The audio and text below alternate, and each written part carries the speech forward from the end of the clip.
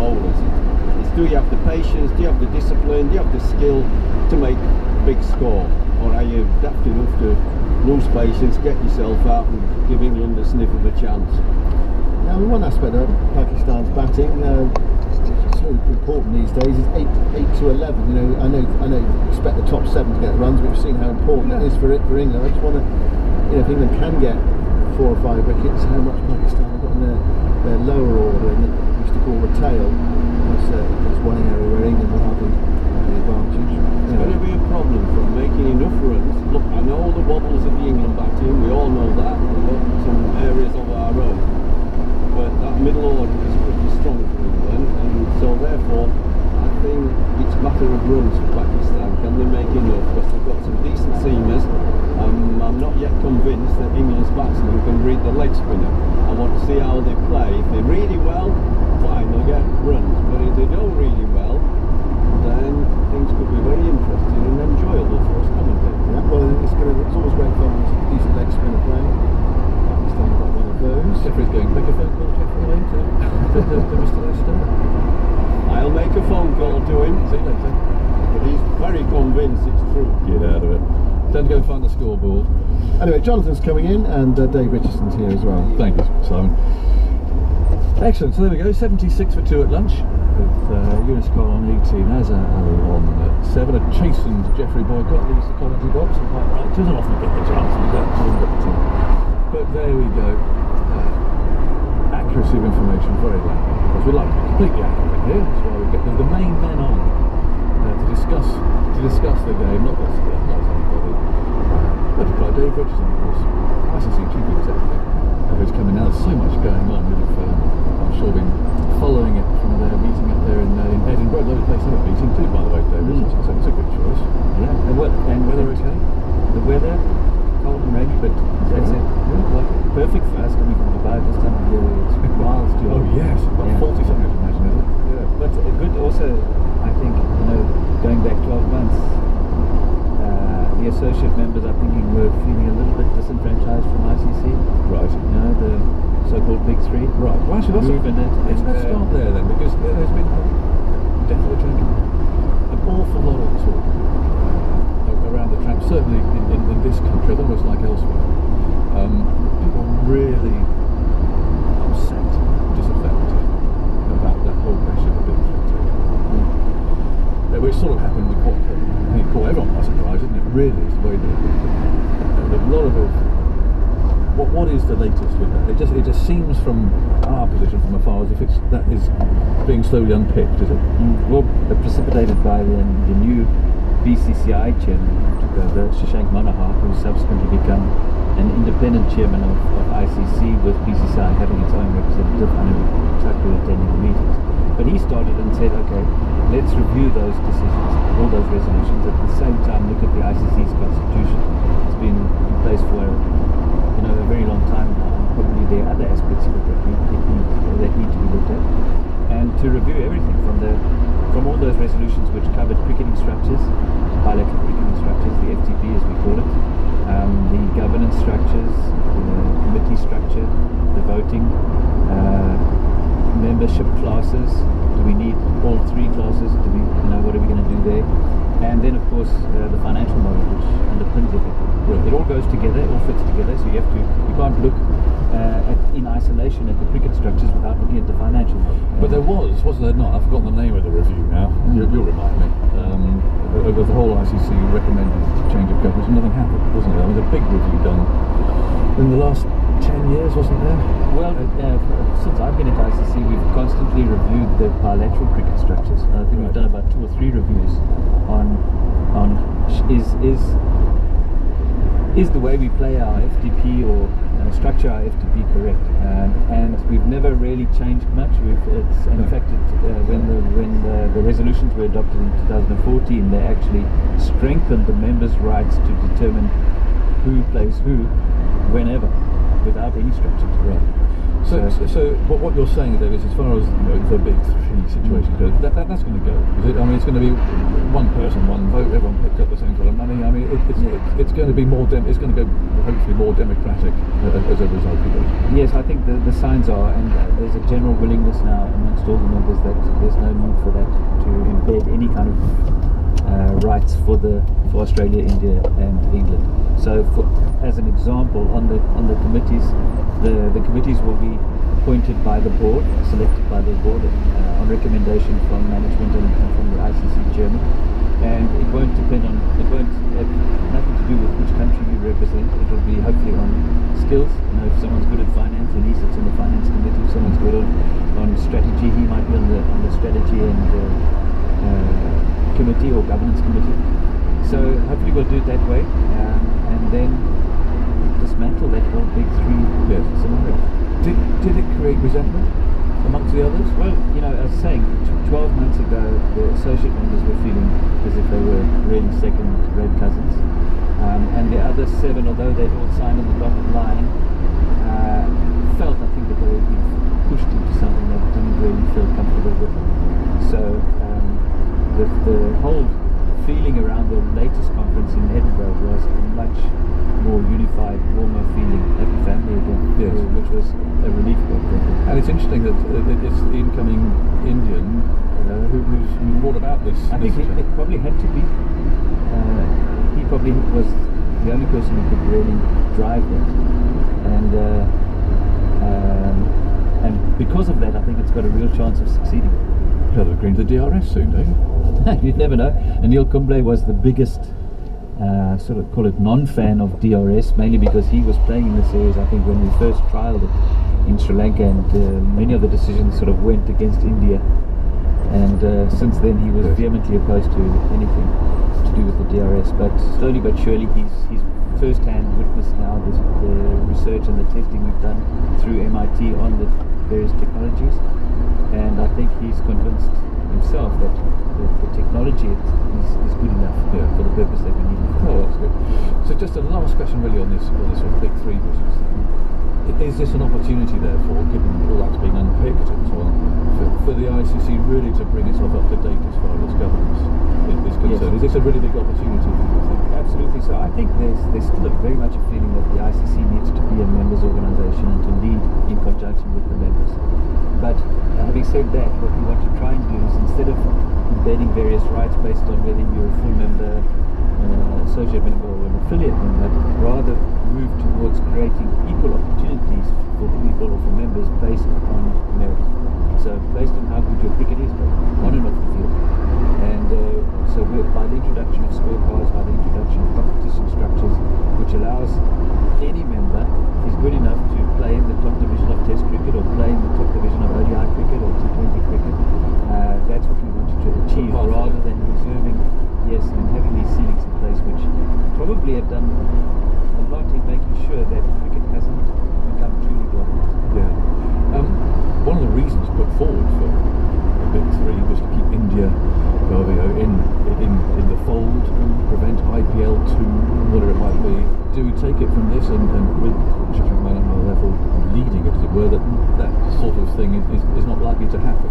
Well, I think there's a realization that India, England, Australia probably are always going to be influential members, and they're always going to have their say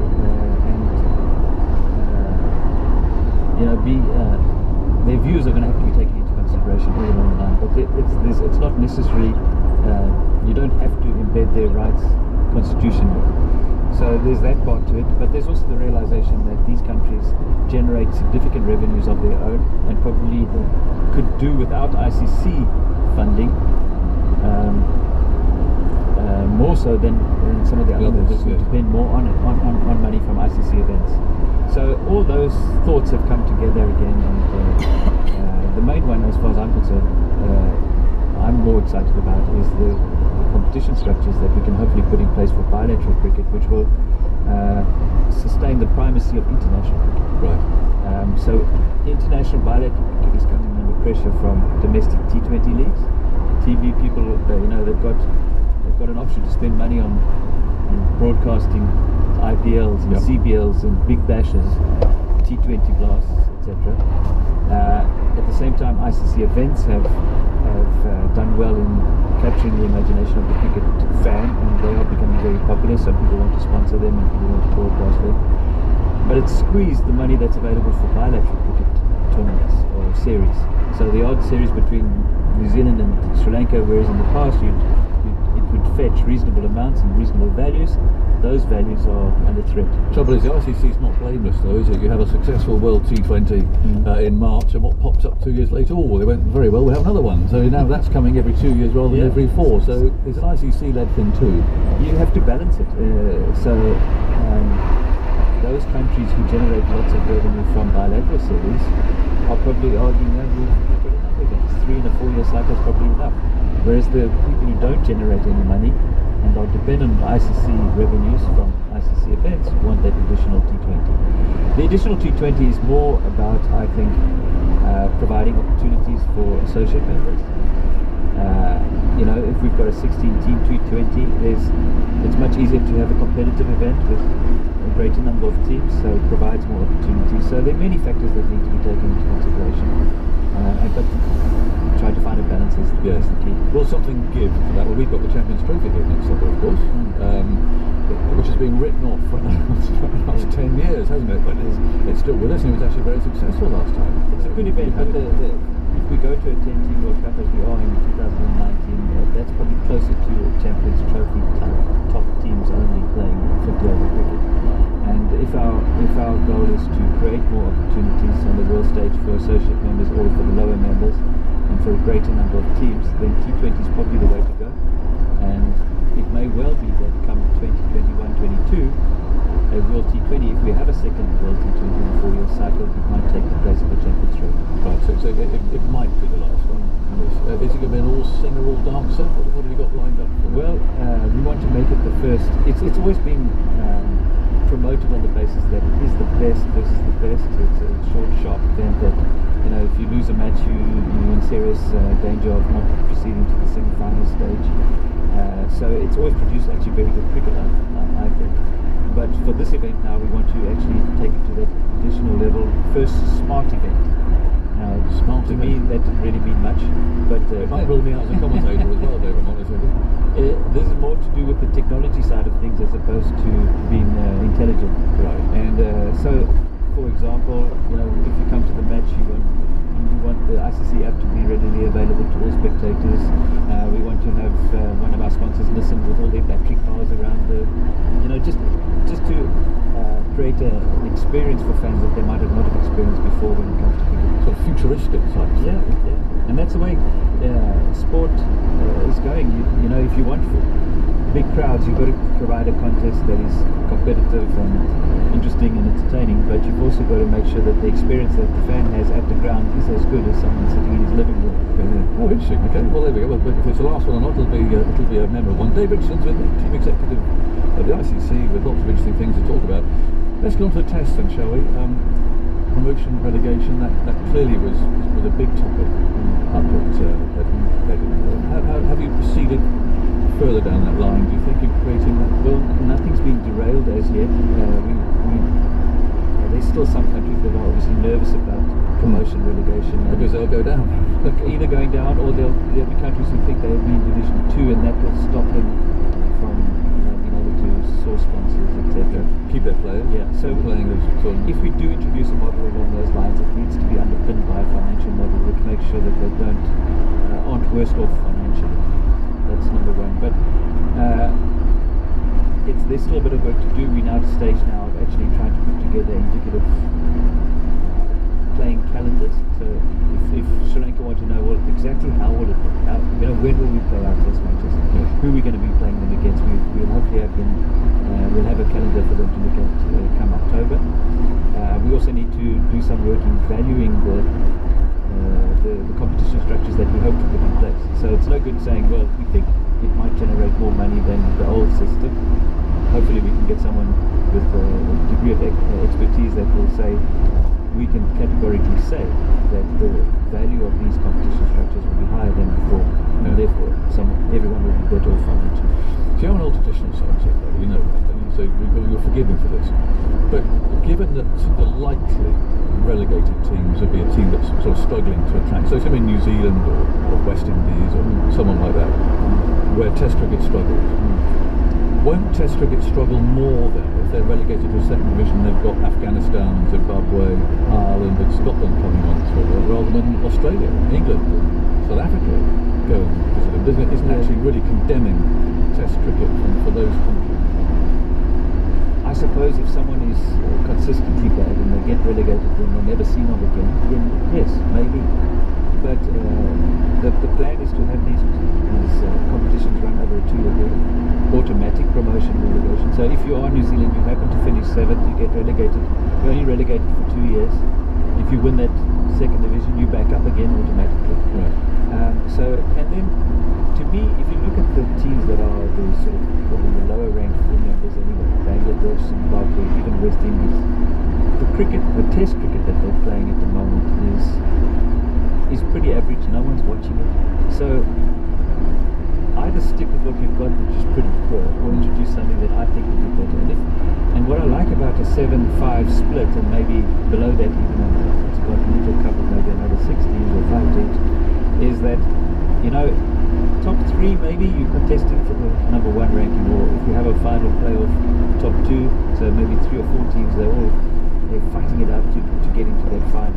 Then those other 3 are very nervous, desperately trying to stay up, and it's the same in Division 2. You know, yes, maybe playing a Test series against Afghanistan might, in the face of it, not be very attractive. But if it means perhaps earning points which will get you up to Position 1 in Division 2, which will mean promotion, I think will generate something, and certainly be a lot better than what we've got now. And again, another question. I mean, as you know, I'm a fierce defender of Test cricket, and I think it's a good product. It doesn't seem to me that it's necessarily Test cricket's fault that there's issues about 2 divisions, or even actually, it's not. I don't think Test cricket's fault that not many people in some countries come and watch it. I think the actual product is good. It's put under so much pressure from everywhere else, from the proliferation of cricket and the T20 cricket and everything else we all know about. So, is there a danger that by tinkering with, well, perhaps you think it's a good product? I mean, I think it's a good product cricket-wise. Yeah. So, I mean, if you're a fan of Test cricket, I think you'd be pretty pleased with the way Test cricket is played these days. But the point is, even in England, who love their Test cricket, if you had to watch, you don't play Bangladesh, do you? No. You know, and might that change the Big 3 thing? No, it's got nothing to do with the Big 3. It's because if Bangladesh were to play Test cricket on a more regular basis in England, it would be probably uncompetitive. People won't watch and the whole thing. So Australia don't play Bangladesh at home, Zimbabwe at home. We're very disappointed in playing West Indies at home. You know, got very bad crowds, more people watching the Big Bash.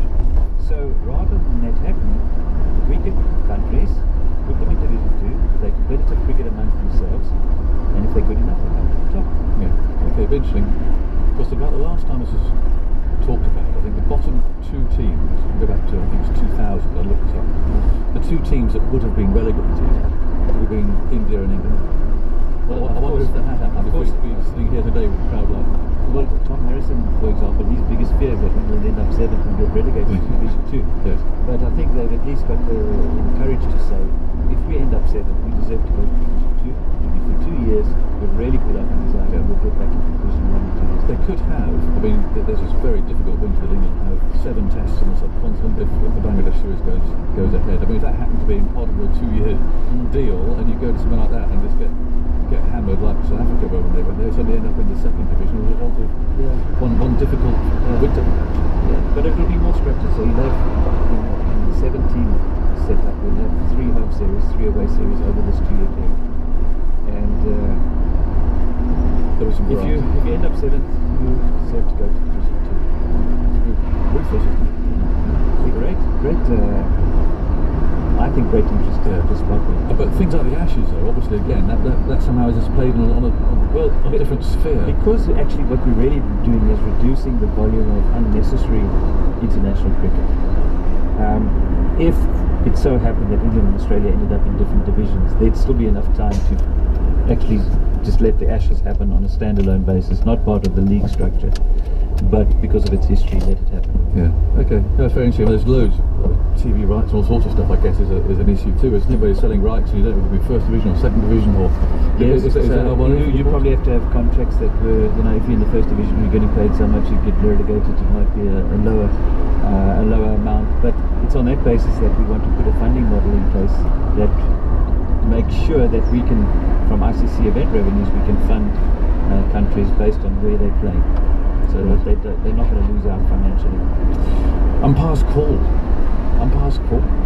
has been whittled away a bit, hasn't it? It has, which I think means that there will be more not-out decisions overturned.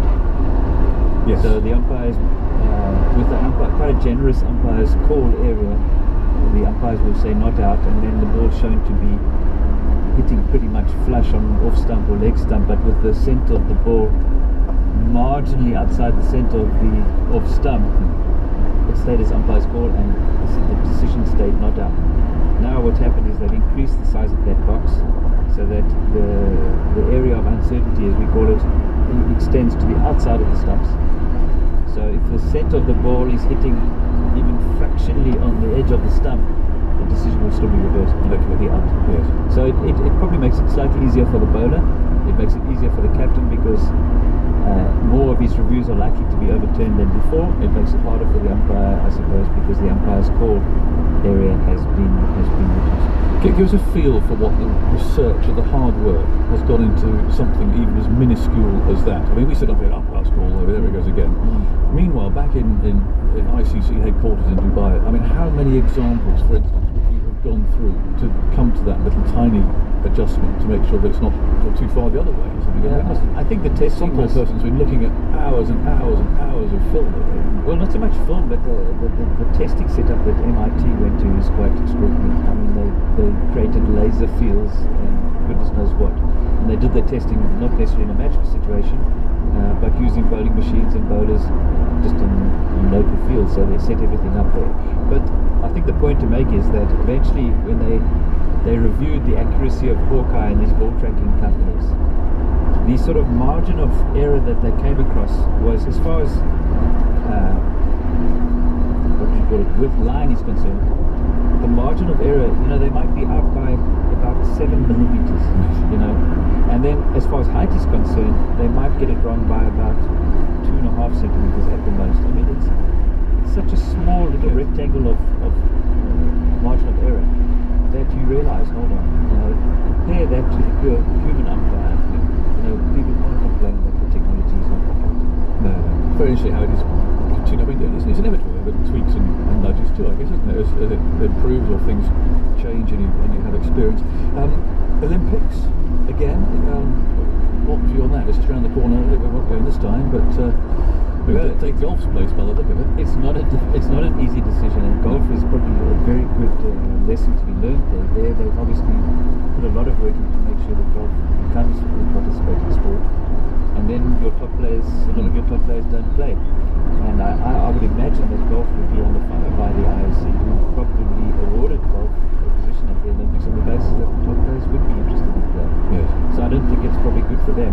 But it raises the question for cricket is, you know, is it really good for cricket? Will cricketers regard the Olympics as a pinnacle?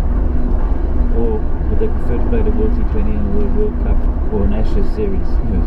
And if it's not the pinnacle, should we be in the Olympics in the first place? What format it is and so what the conditions are like. I mean, they're going to build a big pitch in Tokyo, for instance, the next venue. I mean, how would that work? It's not really start looking at it, the logistics of it. It's not an easy decision, and I think that's probably why we've taken so long to divot about it for so long. Yeah. But I still think that the majority of members believe that if cricket was at the Olympics, it would do wonders for globalizing the game. It would create yes, sure, the World T20 attracts a lot of viewers around the world, but it attracts current cricket fans. If we want to really globalize the game, really get USA excited about cricket, China, Malaysia, maybe parts of Europe, then we probably have to do it. A couple of quick ones.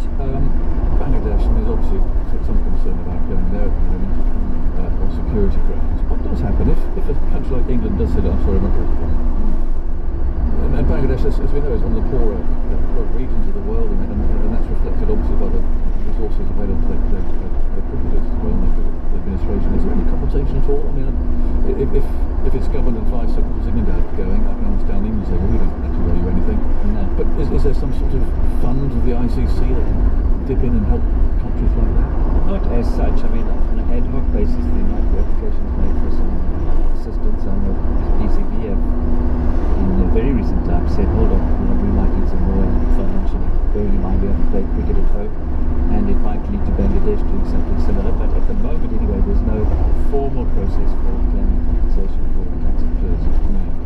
And the last one, it is a landmark here, and there's a lot of argument either side about Muhammad Ali. Whether he should be playing here, 5 years, prison sentence served, and so on. Are you pleased to see him playing again? I mean, you've obviously seen this through from start to finish, as it were. That whole process.